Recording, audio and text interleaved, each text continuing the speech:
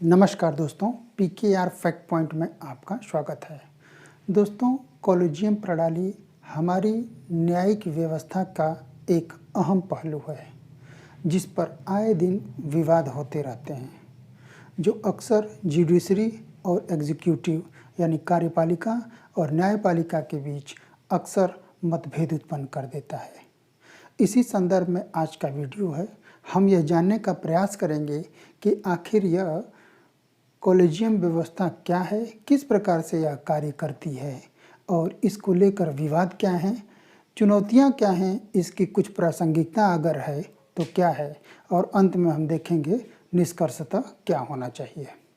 तो सबसे पहले इस कॉलेजियम व्यवस्था को समझने से पहले हम यह समझने का प्रयास करते हैं कि हमारी जो शासन पद्धति है वह किस प्रकार की है। तो अगर हम अपने शासन पद्धति की बात करें तो यह 3 भागों में बटा हुआ है: कार्यपालिका, व्यवस्थापिका और न्यायपालिका। ये तीनों आपस में एक दूसरे से जुड़े हुए हैं। ये शक्ति के पृथक्करण के सिद्धांत से जुड़े हुए हैं। कहने का आशय ये है कि ये एक दूसरे को चेक एंड बैलेंस करते हैं। ठीक है।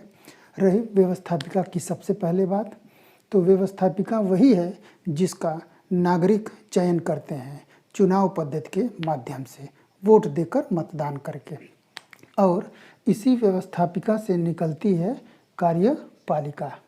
अब तीनों का जुड़ाव देखिए।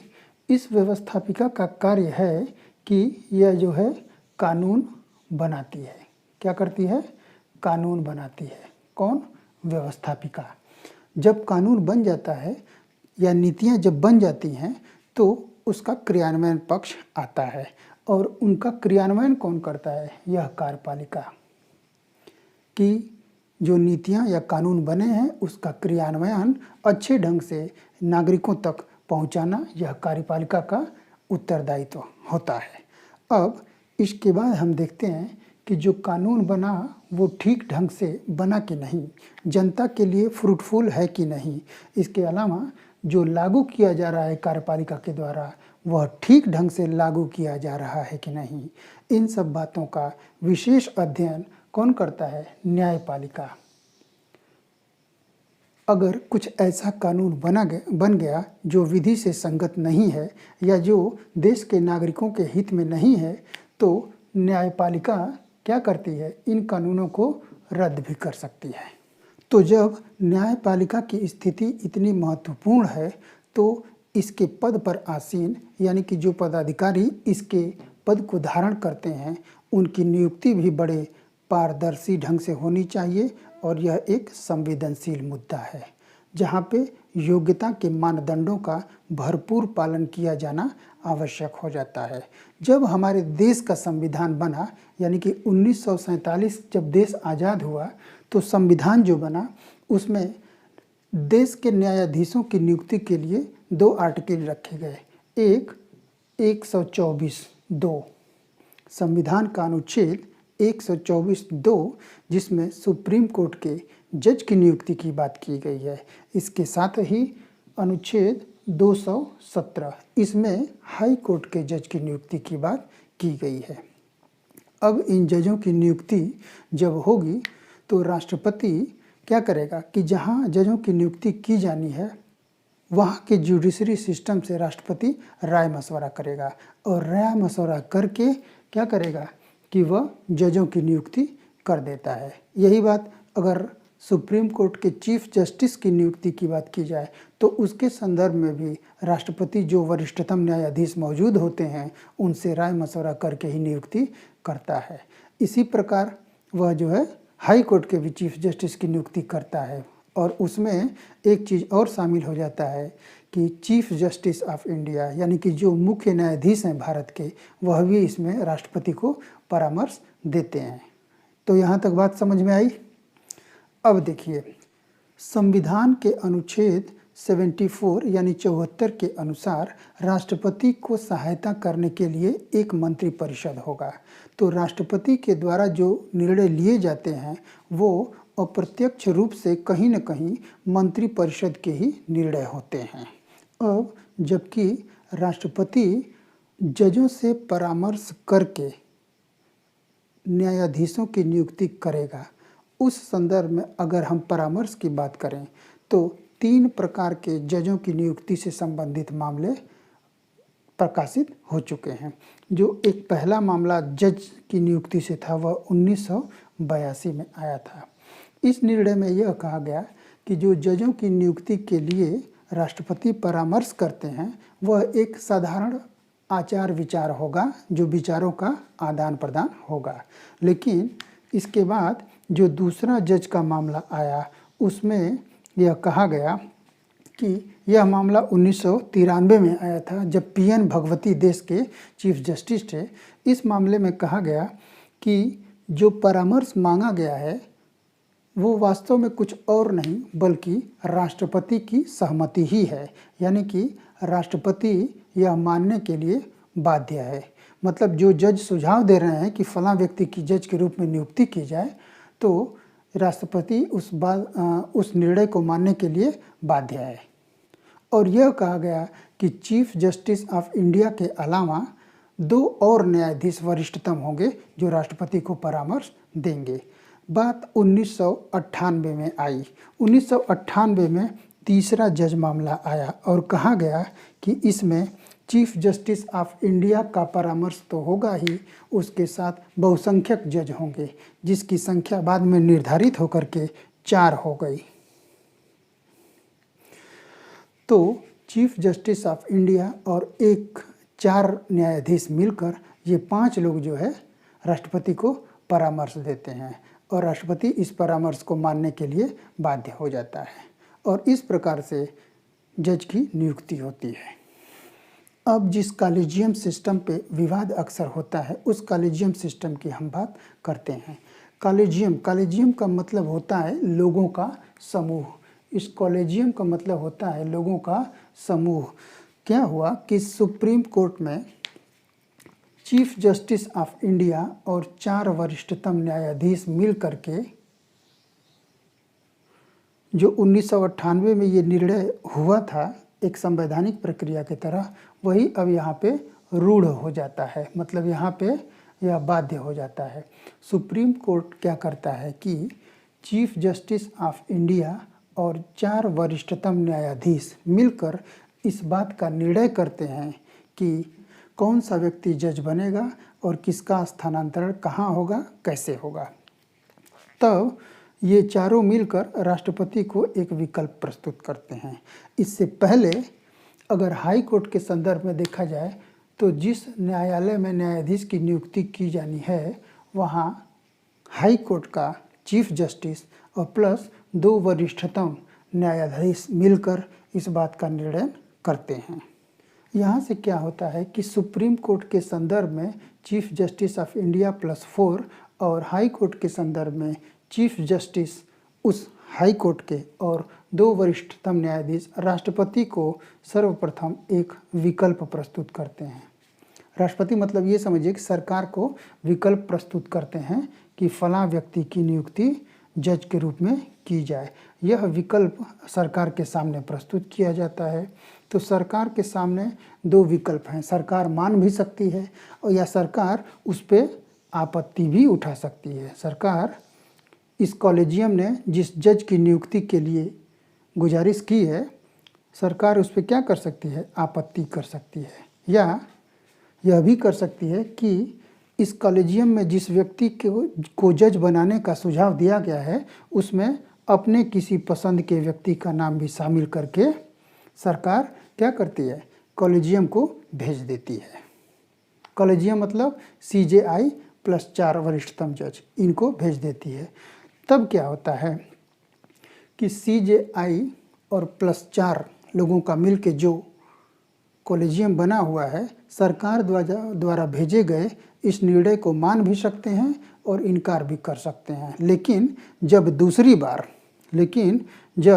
दूसरी बार कॉलेजियम जजों की लिस्ट भेजेगा नियुक्ति या स्थानांतरण या पदोन्नति के लिए, तो सरकार क्या है, बाध्य है। सरकार बाध्य है निर्णयन के लिए। लेकिन इस निर्णयन की सीमा नहीं निर्धारित है कि वह जज की नियुक्ति कितने समय में सरकार कर देगी। हालांकि कॉलेजियम ने जज का नाम भेज दिया है, लेकिन अब सरकार चूँकि उनकी नियुक्ति भी करने के लिए बाध्य है, लेकिन नियुक्ति कितने समय में करेगी, इस निर्णय की कोई सीमा निर्धारित नहीं की गई है। इसका एक प्रत्यक्ष उदाहरण अभी हाल ही में देखने को मिलता है कि उत्तराखंड के एक जज हैं, उत्तराखंड हाई कोर्ट में एक जज की नियुक्ति होनी है। उनका नाम है एम जोसेफ। इनकी नियुक्ति इसी वजह से अटकी पड़ी है। कॉलेजियम ने उनका नाम भेज दिया है, किंतु समस्या अब यह है कि सरकार के निर्णय की सीमा निर्धारित न होने के कारण यह निर्णय अभी तक नहीं हो पाया है कि उनकी नियुक्ति आखिर कब होगी। इसी बीच सन 2014 आता है। सन 2014 में गवर्नमेंट क्या करती है, 99वां 99th अमेंडमेंट यानी कि संशोधन करती है, और इस संशोधन के माध्यम से 2014 में भी राष्ट्रीय न्यायिक नियुक्ति आयोग यानी कि नेशनल जुडिशियल अपॉइंटमेंट कमीशन के गठन की बात करती है। कब? सन 2014 में राष्ट्रीय न्यायिक नियुक्ति आयोग के गठन की बात कौन करता है? सरकार करता है। और सरकार का यह प्रयास होता है कि इसी के माध्यम से जजों की नियुक्ति होनी है। अब कोर्ट इसे अपने निजी मामलों में दखलंदाजी समझता है और समझता है कि इससे सरकार का वर्चस्व जो है न्यायाधीशों की नियुक्ति में बढ़ जाएगा। तब अब चूंकि एक स्वतंत्र आयोग होगा जो जजों की नियुक्ति करेगा, तब यहाँ से जो हायर कोर्ट के जज हैं उनके रोंगटे खड़े हो जाते हैं। वो क्या करते हैं कि 2015 में इस पूरे निर्णय को यानी कि राष्ट्रीय न्यायिक नियुक्ति आयोग और 99वें संविधान संशोधन को क्या करते हैं? असंवैधानिक घोषित कर देते हैं और असंवैधानिक करके इसके प्रभाव को शून्य घोषित कर देते हैं। तो वर्तमान में व्यवस्था यही है कि जो कॉलेजियम प्रणाली पहले चल रही थी वही अभी भी चल रही है। अब देखते हैं मित्रों कि अगर यह कॉलेजियम व्यवस्था रहती है तो इसके सामने क्या क्या चुनौतियां आएंगी, जिसमें सबसे पहली चुनौती है भाई भतीजावाद। मतलब कि कॉलेजियम व्यवस्था होने से जो नए जजों की नियुक्ति होगी उसमें कहीं न कहीं पक्षपात होगा। अक्सर देखने में ही आता है कि एक जज का बेटा या संबंधी ही जज नियुक्त हो जाता है। तो यहाँ से भाई भतीजावाद की प्रक्रिया बढ़ती है, जिससे यह संभावना है कि जुडिशरी में निर्णय प्रभावित हो सकता है। अब दूसरी बात जो आती है वह यह होता है कि नियंत्रण एवं संतुलन भंग होता है। कहने का आशा है कि जो कार्यपालिका, व्यवस्थापिका और न्यायपालिका के बीच में संतुलन स्थापित हुआ था, इस भेदभाव के वजह से जब जजों की नियुक्ति होगी तो जो एक शासन का जो सांचा ढांचा बना हुआ है उसमें एक दूसरे की स्थिति कमज़ोर होगी और जो मजबूत होगा वह दूसरे पर अपने प्रभाव की स्थापना करने का प्रयास करेगा। तो यह दूसरी समस्या है। तीसरी समस्या है क्लोज डोर मैकेनिज़्म, यानी कॉलेजियम सिस्टम जो है वह एक क्लोज डोर मैकेनिज़्म है। इसमें क्या होता है कि जो जजों की नियुक्ति की प्रक्रिया होती है और यह भेजा जाता है कि फलां व्यक्ति को जज नियुक्त करना है, तो ऐसी स्थिति में वह कोई खुली या पारदर्शी प्रक्रिया नहीं है। वह डोर के पीछे यानी कि 5 जज मिल करके निर्णय करते हैं। तब यह प्रक्रिया किस प्रकार से की गई और उनकी नियुक्ति में जो एक पारदर्शिता की भावना होनी चाहिए उसमें समस्या उत्पन्न हो जाती है। और चौथा है असमान प्रतिनिधित्व। अक्सर देखा जाता है कि इस कॉलेजियम प्रणाली के कारण जजों में जो महिलाओं का प्रतिनिधित्व होना चाहिए वो बहुत ही अल्प है। तो इस प्रकार से ये जो है कॉलेजियम सिस्टम के सामने कुछ चुनौतियां बन के उभरती हैं। अब हम देखेंगे कि कॉलेजियम प्रणाली किस प्रकार से प्रासंगिक है। प्रासंगिकता की अगर हम बात करें तो सबसे पहली प्रासंगिकता तो इसकी यह है कि इसके माध्यम से जजों की नियुक्ति की जो प्रक्रिया है उसको ठीक ढंग से विनियमित करना आसान हो जाता है। यानी कि ये जो परामर्श इत्यादि की बातें हैं जिसमें कार्यपालिका और न्यायपालिका की टकराहट होती है, उसके वजह से जो लेट लेतिफी होती है उसमें कमी आती है और आसानी से नियुक्ति प्रक्रिया विनियमित हो जाती है। इसके अलावा जो जजों का स्थानांतरण होता है, जहां आवश्यकता होती है, जहां केसेस अधिक होते हैं, वहां पे आसानी से स्थानांतरण करके वहां पे निर्णयों को निपटाया जा सकता है। अब तीसरी प्रासंगिकता इस कॉलेजियम सिस्टम की ये होती है कि जो न्यायाधीशों से संबंधित अगर कोई मामला है, उनकी अक्षमता की जांच की जानी है, तो यह प्रक्रिया एक संवैधानिक प्रावधानों के तहत न जाकर जज अपने ही स्तर से कर लेते हैं। और जब ये कर लेते हैं तो राष्ट्रपति के सामने इस संदर्भ में अभिभाषण हेतु एक प्रस्ताव प्रस्तुत करना आसान हो जाता है। तो ये कॉलेजियम सिस्टम की प्रासंगिकता है। अब अगर हम इस पूरी बात का निचोड़ देखें तो निष्कर्ष यह निकलता है कि नियुक्ति चाहे कार्यपालिका के द्वारा हो या फिर कॉलेजियम सिस्टम के द्वारा, यहाँ पे न्याय सिद्धांत की जवाबदेहिता, पारदर्शिता और सूचिता की रक्षा निश्चित रूप से होनी चाहिए और देश के नागरिकों को न्याय निश्चित रूप से मिलना चाहिए।